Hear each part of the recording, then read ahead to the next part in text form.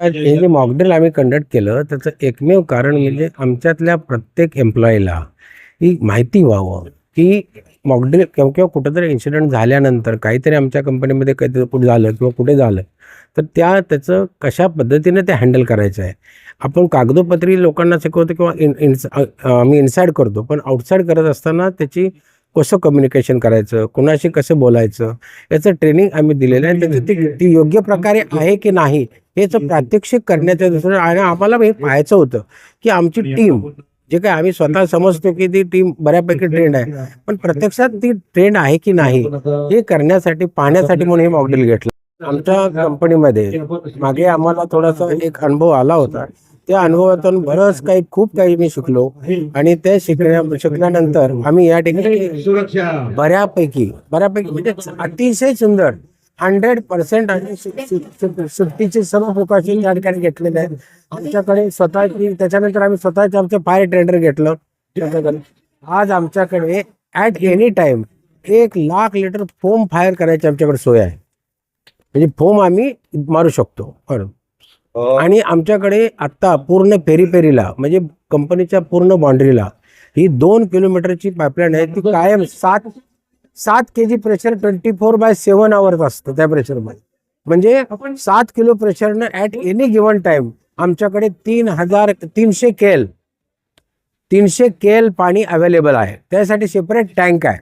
त्यामुळे कोणत्याही वेळेला आम्ही 300 केल पाणी तेवढं आम्ही मारू शकतो इमिजिएटली विथ फोम. या मॉकड्रिलमध्ये सुरुवातीला आम्ही पोलिसांना सांगितलं तर पोलीस ताबडतोब त्यांची स्वतःची व्हॅन घेऊन पोलीस आले की जेणेकरून पब्लिक कंट्रोल करण्याचा त्यांचा उद्देश त्या दृष्टीने त्यांनी केलं. Fire brigade Ulhasnagar, fire brigade Ambernath याही लोकांना आम्ही ज्यावेळेला कॉल केलं त्यावेळेला ताबडतोब ते आले आमच्या शेजारी. त्यांनी पॉईंटला येऊन आम्हाला सहकार्य केलं. त्याच्यामुळे ॲम्ब्युलन्स या ठिकाणी 2 हॉस्पिटलच्या ॲम्ब्युलन्सला आम्ही कॉल केला.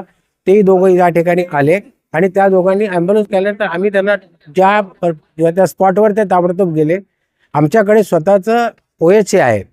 तो 24/7 आमच्याकडे डॉक्टर आणि आमच्याकडे नर्सेस अवेलेबल असतात. प्रायमरी ट्रीटमेंट त्यांना दिली आणि तिथून त्यांच्या सल्ल्यानुसार आमच्या डॉक्टरच्या सल्ल्यानुसार आम्ही त्यांना बाहेर पाठवून त्या ॲम्ब्युलन्सचा आम्ही उपयोग घेतला. ते ॲम्ब्युलन्स आम्हाला सहकार्य केलं. अशा प्रकारे आम्हाला बऱ्यापैकी ज्या लोकांना बोलायचं असतं अशा लोकांना मी बोलवलं. त्यांनी येथे वेळेत आमच्याकडे राईट टाईममध्ये इथं आले आणि आम्हाला सहकार्य. म्हणजे अमोनिया गॅस लीक झाला आणि 4 ते 5 लोक अफेक्टेड झाले. हा एक या ठिकाणी मोठा होता त्या मॉकड्रिलचा. तर in case of leakage of any kind of gas तर काय प्लॅन ऑफ ॲक्शन कसा असेल त्या ठिकाणी बाहेर ऑनसाईड आणि ऑफसाईड. आपल्याला माहिती आहे की 2 प्रकारचे एमर्जन्सीसाठी प्लान असतात. एक ऑनसाईड एमर्जन्सी प्लांट आणि सेकंड असतो ऑफसाईड. तर हा मोठ्या प्रमाणामध्ये आणि लीक झाल्यामुळे त्यांनी आम्हाला सुद्धा म्हणजे आनंदनगर MIDC मोठे साहेब आणि त्यांची टीम आणि अंबरनाथ अग्निशमन दल मला आणि माझ्या टीम आम्हाला त्यांनी कंबाईंड कॉल दिला या ठिकाणी. त्याचबरोबर पोलीस यंत्रणा MSAB असेल, फॅक्टरी इन्स्पेक्टर असतील किंवा डिशवाले असतील, हे सर्व यंत्रणांना त्यांनी प्रांतसाहेब, नगरपालिका, स्थानिक प्रशासन सर्वांच्या या एकोप्याने या ठिकाणी मॉकड्रिलचं आयोजन केलं आणि ती अत्यंत यशस्वीरित्या पूर्ण झालेली आहे. या निमित्त आव्हान हेच करण्यात येते की प्रत्येक कंपनीने आपल्याला माहिती आहे की अंबरनाथमध्ये उल्हासनगरच्या एंट्रीपासून तर बदलापूरच्या एंडपर्यंत प्रचंड प्रमाणामध्ये कंपन्या आणि MIDC झोन आहेत. त्यामध्ये केमिकल्स असो, मेटल असो किंवा वेगळ्या प्रकारचे कापड वगैरे बनवणाऱ्या इंडस्ट्रीज आहेत. तर सर्वांनी अशा प्रकारचं जसं ह्या कंपनीने आयोजन केलेलं आहे मॉकड्रिलचं, किमान वर्षातून 6 महिन्यातून एकदा तरी अशा मॉकड्रिलचं आयोजन करायला पाहिजे. जेणेकरून आपल्या कंपनीमध्ये जर एखादी दुर्घटना घडली तर आपल्याला त्यावर तात्काळ आतल्या आतच रिस्पॉन्स देणं शक्य होईल.